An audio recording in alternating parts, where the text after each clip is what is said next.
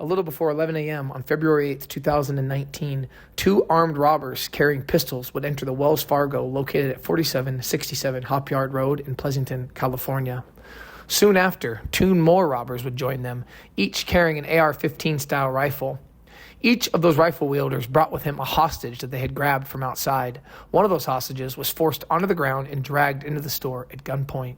A bank teller who would go on to testify against the bank robbers would describe the two men carrying rifles as dressed in all black, wearing sunglasses, and had really scary masks on, almost like something you would wear on Halloween. The robbers would go on to commit a violent takeover-style robbery, getting away with almost $200,000 in cash. It all started when four armed men held up a Wells Fargo this morning on Hop Yard Road. Right now, police have shut down city streets as they search for those robbers. KPI XY's Devin Feely has the latest on a wild getaway for those guys. Devin? Yeah, members of the Pleasanton Police Department and the FBI are still here on the scene at the Wells Fargo, where a takeover-style robbery this morning quickly turned into a chaotic crime spree. Pleasanton police say an officer spotted a likely getaway car parked outside the Wells Fargo with the armed suspect still inside. 3 to 4 suspects entered the bank. They were masked, they were armed, in kind of a takeover-style robbery. Shot fire. Copy, shots fired. The suspects opened fire on the officer in a chaotic and violent all-out bid to get away. The back window of the GMC Yukon exploded in gunfire. Multiple rounds struck the hood of the patrol car and the windshield of the patrol car. Was your vehicle hit, or are you okay? No, there's no 1182 as far as I know. Pleasanton police say the damaged patrol car limped a few blocks before sputtering to a stop.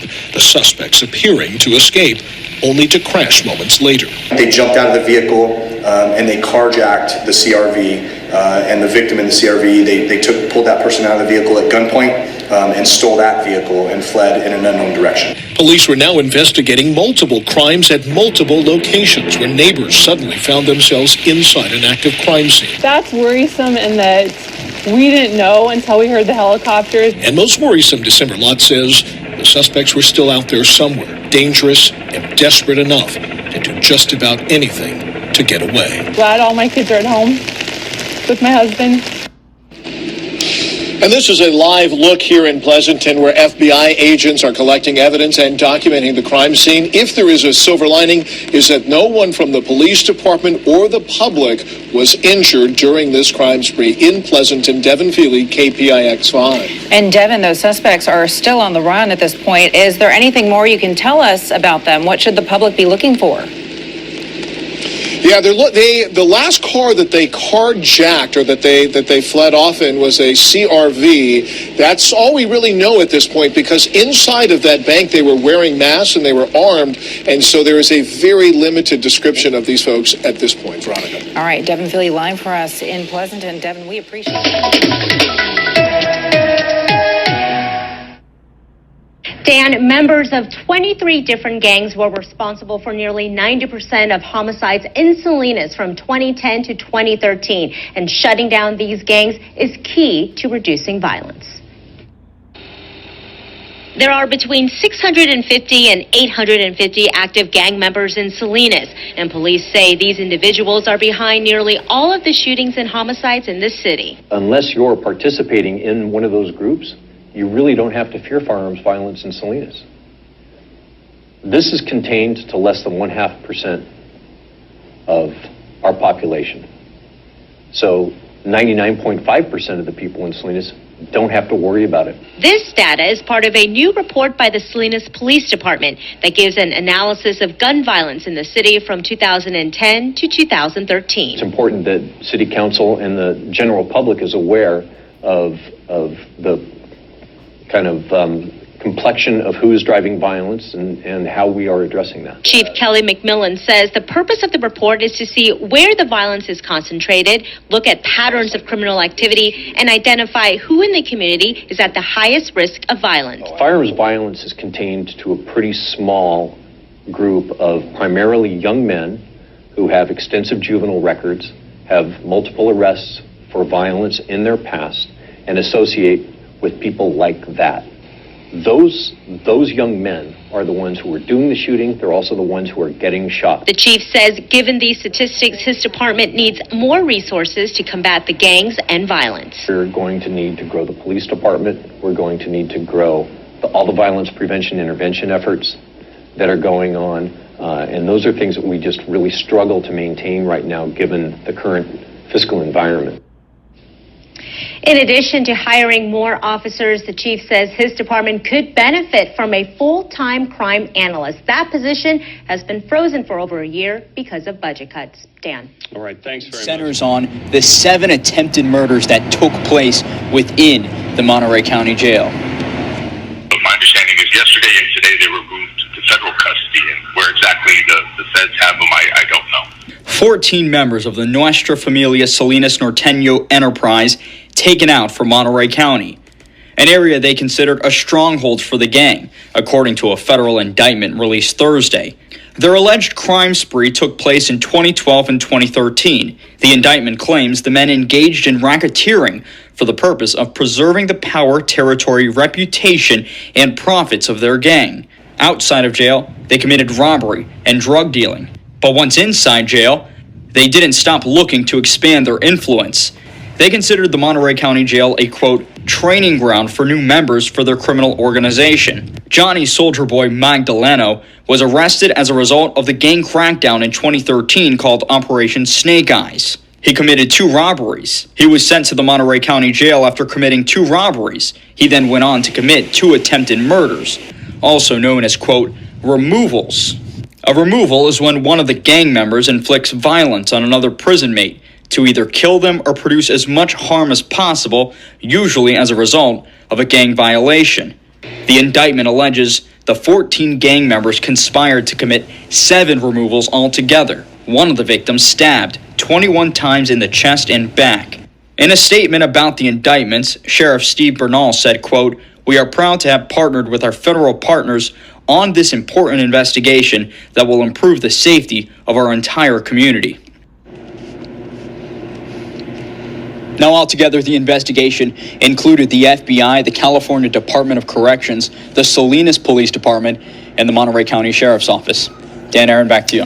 Christopher, thank you. If convicted, the defendants face up to life in prison. It is now program shutdown time, gentlemen. It is asked for your full cooperation and your full participation in shutting tonight's program down. To all my strong and striving Norteno raza, buenas noches. Gracias, mi raza. What's going on, you guys? Welcome back to another episode of Greenlit Gang TV. Much love, much appreciation. Thank you guys for checking out the channel. If you like what you hear, please like, comment, subscribe. It means a lot to me. I do put a lot of work into these. I'm trying to stay more consistent. If you haven't noticed of late, I'm trying to crank more out, which I will continue to do. Whether I'm working early, working late, doesn't matter. I love doing it. I want you guys to enjoy it. So, if you engage more, just means a lot to me. So we're going to be going to Pleasanton, California, which is located in the East Bay area and the San Francisco area. It's in Alameda County, California, located in the Amador Valley, and it's a suburb region. It's actually, Pleasanton was ranked as the wealthiest middle-sized city in the United States some years ago. So, and it's headquarters to a lot of big companies like Safeway, Ellie Mae, just to name a couple. But on February 8th, 2019, none of that mattered because there was definitely violence going on. There was definitely gang activity going on, and we're going to get to talking about what gang was involved in that and some of the individuals from this violent takeover robbery. And this robbery really stood out because of the violent nature of it. I mean, like we talked about in the intro, they're grabbing hostages from outside, holding AR-15s, got the scary masks on. It's almost like something out of that movie, The Town. That's just what I think of when I think of masks. If you guys have ever seen that movie, it stars Ben Affleck, Jeremy Renner. Just a really good, it's about a true story about Boston bank robbers, about 15 years old. But in the movie, towards the beginning, they're robbing a bank and they got these nun masks on and they're getting away in a van. And that's kind of what I think about when I think about some of these masks being worn. But anyway, if you haven't checked it out, you should. So we're just going to be reading from some articles. So we're going to actually be reading from an article that came out on February 8th, 2019. You guys watched the news story, so I like putting those up for you guys because they give you even a better idea. I mean, I'm good at what I do. I want to break it down, give you my opinion, give you some of my thoughts, but at the same time, I do, news story is nice to have as well. So February 8th, 2019, and this is kind of as it's happening. Okay, so this is an initial report. Pleasanton police have a large section of the Val Vista subdivision blocked off, along with a long stretch of Hop Yard Road between Las Positas and Stone Ridge Drives, as they investigate a bank robbery at a Wells Fargo branch on Hop Yard Road. The suspected robbers, and I didn't, at first I didn't get the dollar amount until I actually read one of my last articles. I did not realize they made off with over $200,000 because initial reports where they didn't get in the vault. $200,000 is a lot of money. That is a way above average for an average bank robber. Just look it up, what the average bank robber gets. It's nowhere near $200,000. Police are searching for 4 suspects dressed in black hoodies that entered the bank just before 11 a.m., forcing 3 people outside the bank at gunpoint to go inside with them. Like they talked about, one of those guys, they dragged him basically on his face at gunpoint. 2 of those people were standing at the bank's outside ATM machine. The son of one of the 3 persons forced into the bank at gunpoint said his father is okay. And you guys saw that in the news report. His father told him that he did not think the suspects got into the bank's vault area, which kind of is random because it's like, you're just at the bank. So it's like, he's not an employee. I just kind of had to reread that a couple times because I'm like, why would a civilian, like if I'm going to my local bank, my local credit union to get money out and I get robbed and held at gunpoint, the first thing I'm going to tell my family isn't, hey, I don't think they got in the vault. Like, who cares? You're alive. That's what matters. But, I just thought that was a little odd. But going on, he said that the bank alarm was triggered, which is like, okay, again, why does he care so much about that? But anyway, one of the bank customers appealed to the suspects not to hurt them. I have a family, he said. One of the 4 suspects quickly shot back, I have a family too. And you heard that in one of those news stories as well. They also carjacked an 87-year-old man. And we're going to read more into that in just a few minutes. With so many streets blocked off, the police investigation is creating a challenge for office workers in the area, along with residents. One resident said she banks at the Wells Fargo branch. She said she's shocked to hear about the incident. Quote, nothing like this happens in Pleasanton, she said. She moved to Pleasanton in 1972. And that quote right there tells you everything. So this is not something that happens normal. And I will say, for the people that committed the crime, that's pretty smart because they're going to go to an area where it's the last thing you're thinking is going to happen. Kind of late morning. People are probably getting ready to go to lunch. They're probably getting a little tired. They're not sharp. And boom, they're hit. And then they had put basically like a bolo out, be on the lookout for a brown Honda CRV with license plate number, last seen on, a certain street. The next day, the article, Pleasanton, a police officer here survived a shooting that came from an SUV occupied by at least 3 men involved in a bank robbery Friday morning, police said. The shooting came from a rifle and struck the front hood and the windshield of the officer's patrol car, but he came away with only minor injuries. Lieutenant Maria Munir said an ambulance took the officer to a hospital where he was treated and released, she said. 3 or 4 men were involved in the robbery, Munir said, and they all wore dark masks and dark clothing. Police did not provide any other detailed description. All are considered armed and dangerous. Now we're going to be adding a second vehicle to this investigation. The robbery happened at 10:40 a.m. at the Wells Fargo on 4967 Hop Yard Road. The responding officer noticed a white GMC, so this is the first vehicle, a white GMC Yukon that had been described as the suspect's vehicle driving west on Inglewood Drive, Munir said. When the GMC got to Inglewood at Hop Yard, somebody fired the rifle, Lieutenant Munir said. The shooting disabled the patrol car and the suspects fled the scene just before 11 a.m., Munir said. Police received reports as the suspects, now this is when they carjacked that 87-year-old man and take his Honda CRV at the intersection of Muirwood Drive and Hillview Court. Police found the Yukon abandoned at the scene of the carjacking. Officers surrounded the area and shut down several intersections to look for the Honda, but it never turned up. The car has a California license plate. All right. The suspects were last seen driving towards Springdale Avenue. Police closed intersections on Hop Yard Road at Stone Ridge and Inglewood Drives through the search. They also closed intersections all throughout that area. All right. Now, we're going to be fast forwarding a few months and we're going to drop kind of one of our first names, and he's kind of the main character of this. All right, they got some names and people that they thought were involved in this. And his name was Joel Torres, is wanted in connection with a February 8th holdup at the Wells Fargo on 4967 Hop Yard Road. Now, to give you an idea, that's a few months after. So this happens early February 2019. So you got February, March, April, May. So you're going about 4 months when they finally, wanted.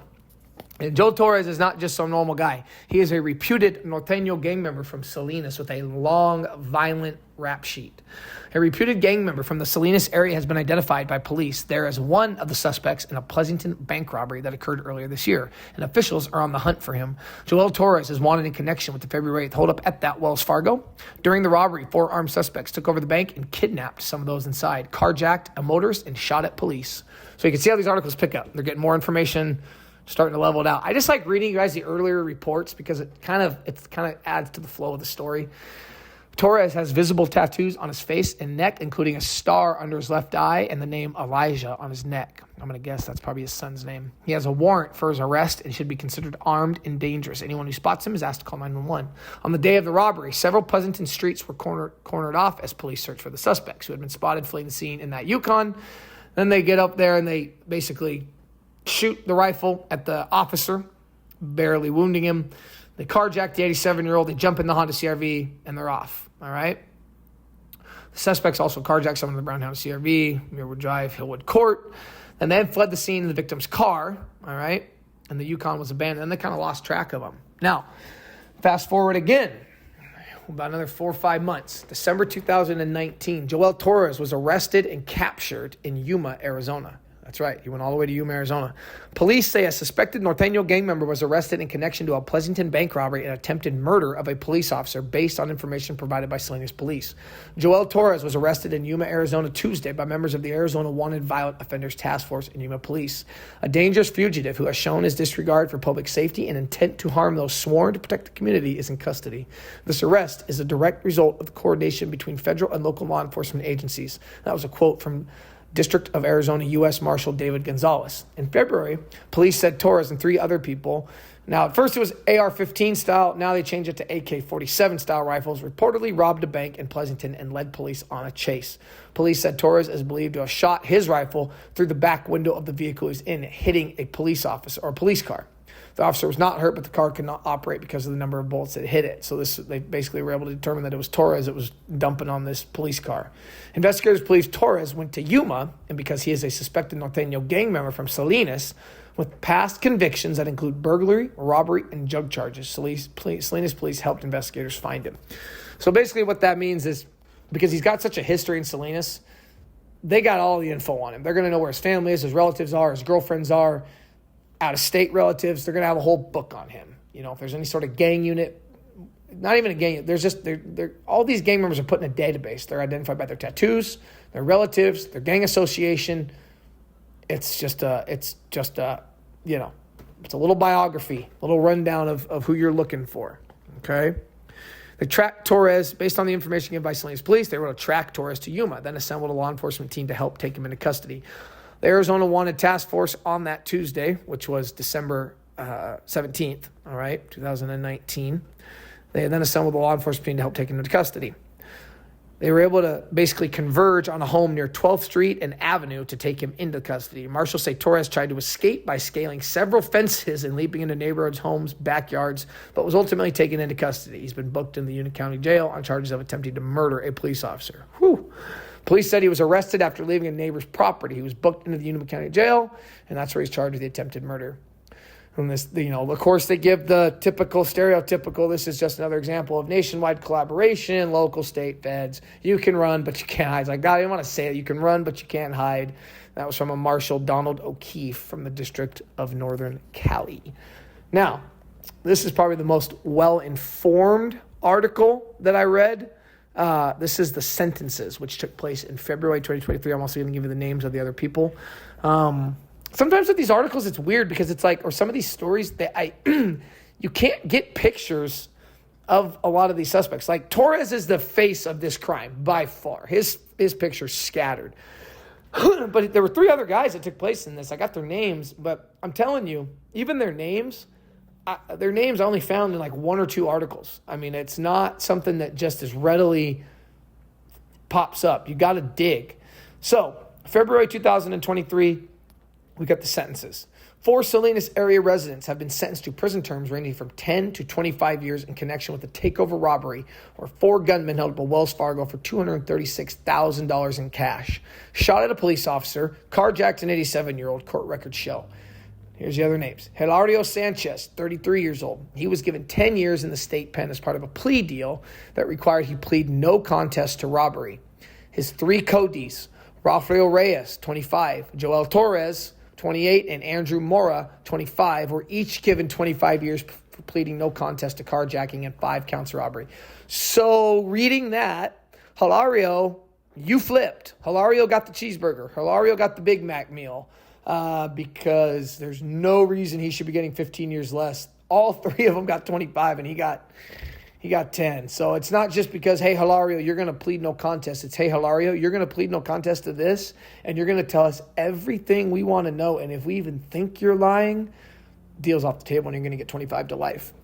They were each also ordered to pay $10,000 in restitution, which is the least of their problems. The group faced much more serious charges that carried a potential life term as part of a 20-count felony complaint, including kidnapping and attempted murder of a Pleasanton police officer who, we got his name in this, went by the name of Brad Middleton. The plea deals were finalized in December, court records show. That was December of 2022. The February 2019 robbery was an unusually violent day for the typically quiet city of Pleasanton. It started a little before 11. This is where we talk about the 2 robbers that walked in, all right? And then that's when the bank teller gets on and talks about the Halloween mask. They were scary, yada, yada, yada. One of the riflemen stood guard at the entrance while the men with the pistols took an estimated, like again, that's a crazy number, $236,000 from the cash drawers. Oh, and the bank vault. So they got in. They did get in the bank vault. Okay, that makes sense. I'm like, damn, they didn't get in the vault. They still got that much. After spending roughly 3 minutes inside the bank, they fled to a Chevy Suburban and drove away. It was a Yukon, but this is where little discrepancies were made. Okay, 3 minutes. So really quick, you guys comment down below what you think. I think 3 minutes is a lifetime in a bank. I think 3 minutes is, wow, that's a lot of time. I mean, still pretty quick. You know, you figure, you know, maybe I've watched too many movies. It took about 3 minutes. I mean, I actually give them credit now the more I'm talking about it. It's like 3 minutes, get your guns out, get your hostages, get in, get over 200, get almost, basically they got $250,000 and get out. That's pretty impressive. Yeah, it just is. Even if you, obviously you're not going to agree with what they did, but I'm saying 3 minutes is pretty good for 4 guys to pull off. That's when Middleton entered the scene. That's Officer Middleton. On patrol that day, he was one of the officers alerted when a Wells Fargo staffer hit a silent alarm. Middleton attempted to pull the Suburban over, only to be greeted with gunfire. At least 2 robbers began shooting at him through the back windshield of the Suburban. Police believe they fired as many as 18 shots because that's how many shell casings from 2 guns were later found in the Suburban. 3 shots hit Middleton's patrol car, but he avoided injury. He later received official commendation by the city of Pleasanton. Soon after shooting at Middleton, the robbers abandoned the Suburban, wildly swerving in front of a Honda CRV to block its path. Not sure why they did this. The Honda's driver, an 87-year-old man returning home from a morning walk, would later testify he exited the car when one of the riflemen walked up and ordered him out. Quote, I just got out of the vehicle, not going to argue with him. So smart, dude, so smart. He testified in August of 2022, pretrial hearing. Quote, I thought he was probably going to pop me in the back or something with his gun, but I just continued walking toward the back of my car. Police identified Mora and Torres. So this is kind of where we're going to get how they got identified. Mora and Torres by their clothing from surveillance video, and also linked cell phones found in the Suburban and a Chevy Cruze that had been parked near the Wells Fargo. They also found a receipt from a McDonald's in Salinas from the morning of February 8th and found both the Suburban and the Cruze were present at the restaurant, according to court records. Authorities linked Torres' DNA to a rifle left behind. Now check this out. This is really interesting. They linked our guy Torres' DNA to a rifle left behind at a robbery at a Chase Bank in Salinas. So our guy Torres is doing armed robbery takeover, and I believe it because of how good this one went. In and out, 3 minutes, $250,000 in cash. So when I read that, that makes sense. This is definitely not their first time doing this. Torres is he's a leader. He's going to get a crew together. He's going to pull it off, and they did until he got caught, and alleged that the group was connected to a Salinas-based gang. That's the Norteno gang. But right there, I thought that was interesting. So they found his DNA to a different rifle left behind at a robbery at Chase Bank. But reading this, it just tells me, and you guys can comment down below, let me know what you think about what I'm about to say. It shows how hard it is to get away with crime nowadays. It's so hard to get away with this stuff because surveillance, you left a receipt, your cell phone's in the oh, it was in Salinas, now it's at the crime, just pinging off a tower, and oh, this camera shows this crew. I mean, you got to be perfect. You got to be. And then as a gang member or somebody with a record, you're going to lose all benefit of the doubt, and they're gonna put the screws to you, man. They're gonna be coming and talking and trying to break you, break your family, break your friends, get somebody to say something. So, anyway, pretty crazy. I like covering these ones with the gangs and the robberies. It just kind of spices things up, changes things up. Let me know what you guys think down below. Until next time, you already know what it is. Much love, much appreciation. Peace.